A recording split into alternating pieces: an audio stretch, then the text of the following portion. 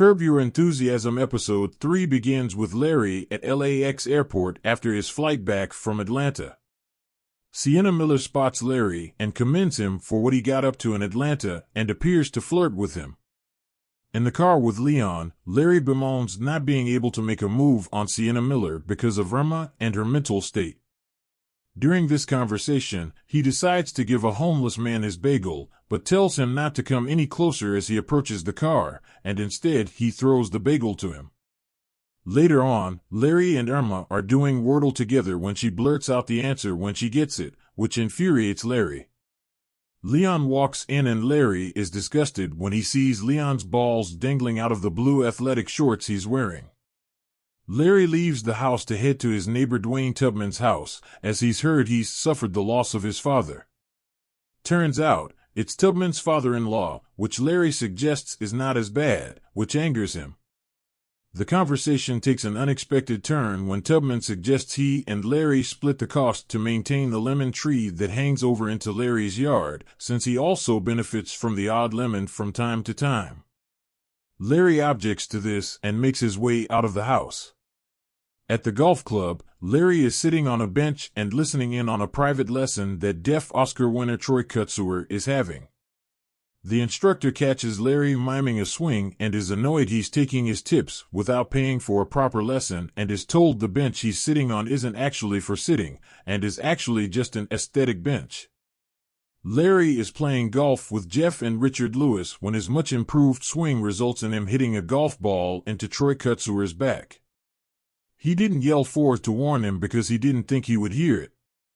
As they continue their game, Larry is confronted by Troy over his failure to shout four before the golf game gets going between Larry, Richard, and Jeff. They are interrupted by the sound of coyotes appearing to maul a dog, with Jeff saying he must leave to check on their new puppy. But Larry convinces him to stay, figuring the damage has already been done, and there's no need to interrupt the golf game. This gets them both into trouble with Susie, who is disgusted with their selfishness. Elsewhere, Larry is delighted when Leon gets him out of paying Dwayne when he comes over with the invoice and witnesses Leon's balls. Dwayne is disgusted and announces Larry doesn't have to pay him anymore, then rushes for the door. Freddie Funkhauser turns up for dinner at Larry's and tells him and everyone else that he is trying to impregnate his neighbor's wife because her man shoots blanks.